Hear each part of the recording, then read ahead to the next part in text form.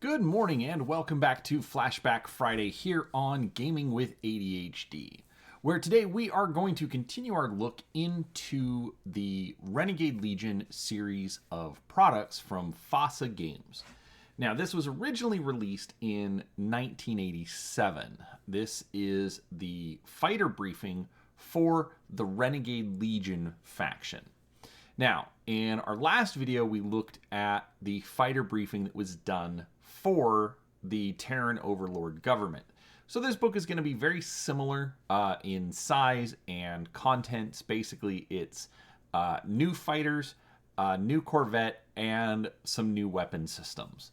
But honestly, I have never looked at this before. I mean, I kind of glanced through it when I received the bundle from eBay, but I haven't really done a deep dive looking at the art, comparing, how it looked and what they did differently in this book compared to the TOG version of the book. So, before we get started, do make sure you are subscribed to the channel. I do try to put out a few different videos each week covering all sorts of tabletop gaming subjects, and I'd love for you to come along and see what we have to offer. So, with that said, let's go ahead and move over to the infamously small work table and take a look at the book. So, as you can see, we have the Renegade Legion briefing cover, more blue, whereas the TOG was done in red, but it has the typical text, the Renegade Legion R, and so it's a good piece of art, especially for that kind of late 80s look that you would see very much with science fiction. Overall, not a bad start. And let's see, actually, let's look over at the back cover. So on the back cover, we get another fighter craft and a little bit of a description of what that craft is. And then obviously we're going to get a description of the contents. So in its futile attempts to hinder the legions of Caesar, the Commonwealth hurls numerous fighters and support craft to their death against skilled TOG pilots. Included in this book are Terran Overlord government intelligence briefings on 19 of these new Commonwealth fighters, 1 corvette, and 3 Commonwealth weapon systems. So that is what we're going to get inside of the book. So at this point, bear with me while I arrange a couple of things. All right, so let's go ahead and get into the book itself. All right, so right off the bat, we get this giant Renegade Legion logo. I really like the look of the logo. It's very distinctive. It gives you that, rebellious, faction. Like, they took off with their fighter or their tank or whatever it is, and found the nearest paint bucket and just scrawled this on the side. So that's one thing that I've always liked about Renegade Legion. Let's see here. Let's zoom out a little bit. All right. So we get, obviously, credits for writing, art, editorial staff, table of contents. Looks like we've got 4 light fighters, 8 medium, 7 heavy, and a corvette. And looks like what's said 3 on the back, but it looks like 4 new weapon systems. All right, now again, as is common with the BattleTech technical readouts, they kind of take the copyright style, but put it in universe. So I like this where it's, issue 2, issue date, what the book is, who it's been issued to.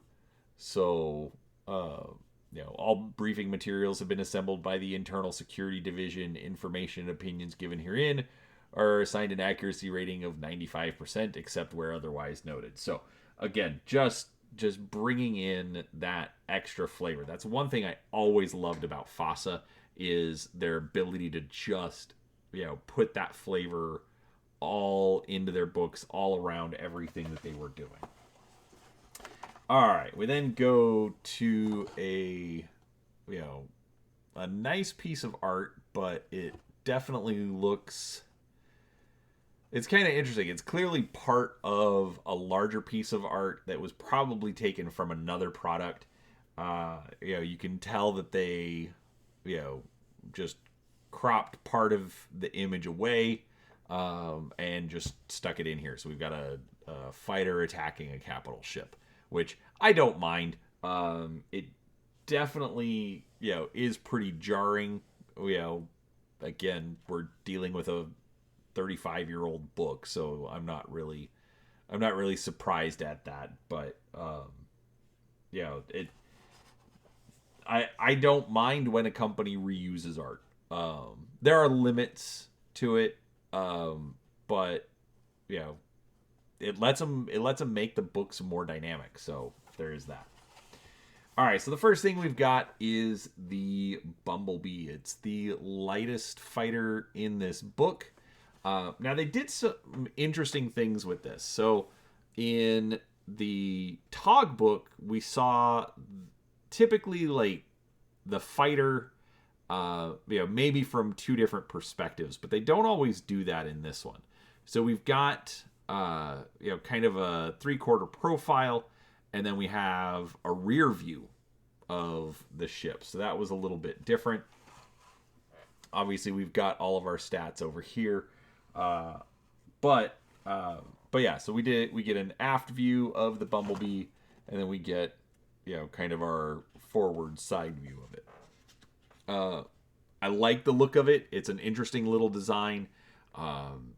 Definitely looks sort of like a, just a light, system patrol craft kind of a thing. Not really designed for, heavy combat. So I like it. Next, we've got the Falcon. So again, I like the art that they used here as opposed to the Battletech technical readouts. The Battletech readouts were typically just much more, line drawing. Whereas here we get shades, we get, different tones, implication, or I think I used the wrong word, but just kind of like implying the glass of the cockpit, things like that. Now, this is when I was just glancing through, this is one thing that I did notice more, is instead of a couple of different shots of the ship, we get the ship plus a weapon system. So like this looks like it's the gun from the wings, but just kind of a close-up, somewhat technical drawing of it. So I like how they actually decided to do more of that and give you a little bit more flavor art is what I would call it. It's not important. It doesn't really show off the look of the ship, but it gives you a little bit more than just another profile picture of the ship. In most cases, you'll be able to take a piece of art and kind of envision how that ship's going to look in different orientations. So, but regardless, good looking ship, very reminiscent of old 80s sci-fi craft. We then got the shield, so kind of small. What does it remind? It kind of reminds me of like a Battlestar Galactica Although obviously this is fighter sized as opposed to capital ship sized. We then have, another weapon system. In this case, it's the laser that's deployed on the ship, which there's only one in the bow, so it's probably even mounted underneath, but regardless. Now, one downside to how they've done this art is basically every single ship so far seems to be like that same kind of profile. Like we move here to the Ventura, and again we've got another weapon system. This is the MDC-8. I believe that's a mass driver cannon. But we've got the weapon system, and then just the kind of front on profile. Again, not a bad look. Overall, I think they did really solid with all of the art. Now we've got the Corsair, I believe. That's the ship from the cover, complete with the ECM pod, so electronic countermeasures. So we've got, pointing the other direction, but in the end of the day, it's still kind of that forward, side profile. So, all right, we've got the Devil with this interesting nose turret going on. Got a close-up over on the other page. We've got the Hawk. Now, this kind of reminds me of the G.I. Joe space shuttle from, I think, about the same time period. Let me think. Yeah, it would have been about the same time period, 87?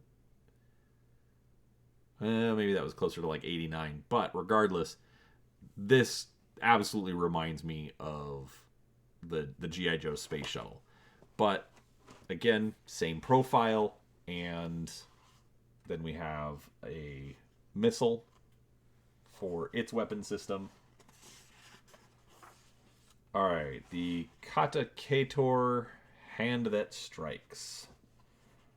So we've got a close-up of the cockpit, which says humanoid here, so obviously it implies that there's going to be a little bit of a different design for some of the different alien races in the Commonwealth.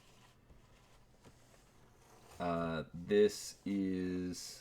Okay, so it says it's a Bofrin design. So I'm going to assume that this is the Bofrin version of the ship. I really like this one. Just, the giant tail and wings coming off of it, which it's in space, so I'm not sure why those are necessary, but it just gives it kind of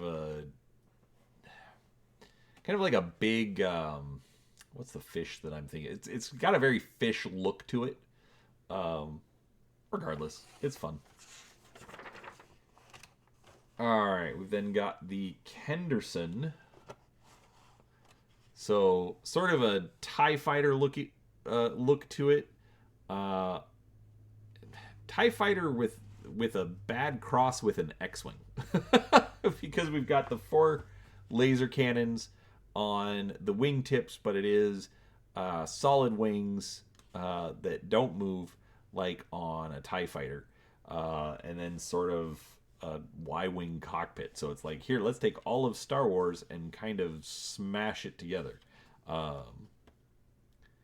don't like how the cockpit looks on there, but overall, I see what they're doing with it, and that's fine. And then another missile. We've got the Peacekeeper with another missile. Nothing real distinctive on the Peacekeeper here. Kind of a plain ship, but that's fine. The Ramrod. Again, fine. The art, I will admit, does still have a lot of that BattleTech feel to it.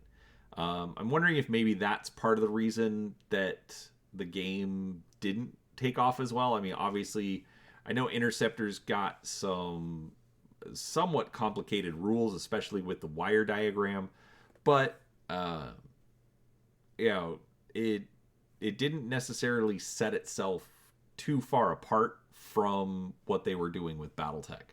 So it was a different universe, different system, but maybe it just didn't quite work because the other one was seeing a bit more success. Anyways, regardless, we've got an EPC 14 for the weapon.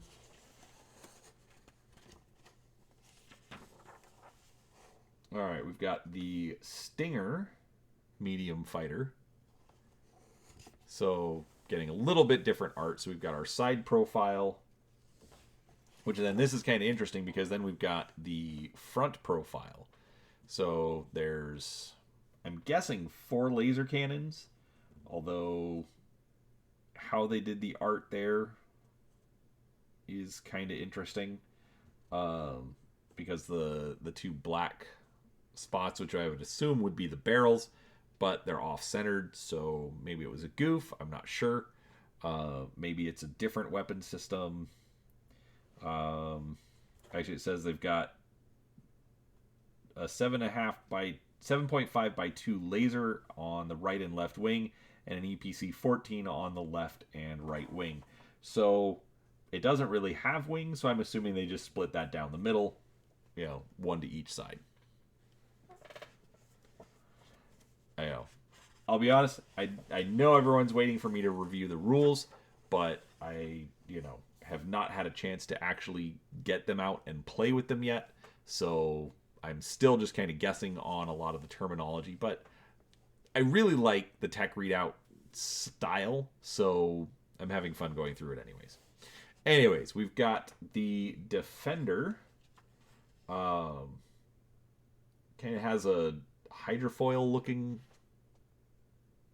I don't know, maybe not a hydrofoil, but very interesting look where it's got the hull, then the tail comes up, and then that's where you see your weapon systems. I don't know.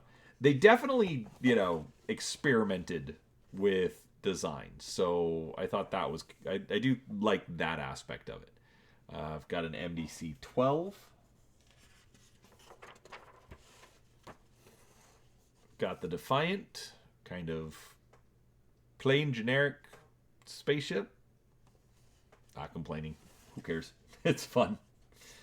And an EPC 18. I like how they kind of blended the art here. So here's the end of the barrel, but then you've got that white stripe going down across the bottom. We've got the Gall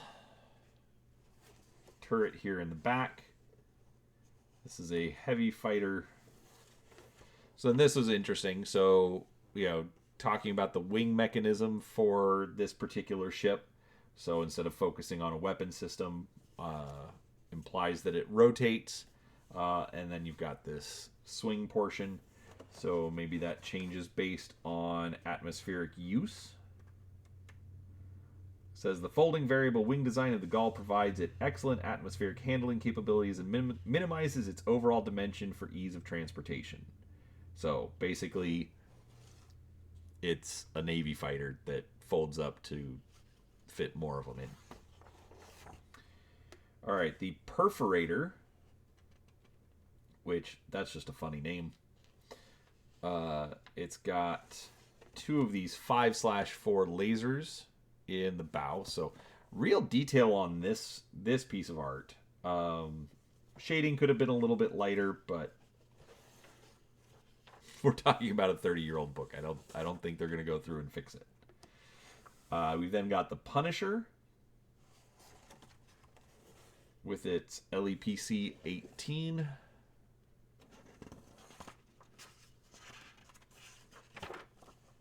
The Slingshot with a DFM pod. I'm not sure what a DFM pod is. And I'm not finding it quickly, so I'm not worried about it. The Warspite with, again, a variant cockpit, this time for a Kesrith. Then we've got the Solstice Corvette. So, not a big fan of this design. Looks really strange where it's, yeah, you've got your ship and then comes up for the engine pod. Not quite sure, but basically it is a squadron raider. We've got auto-loading hardpoint.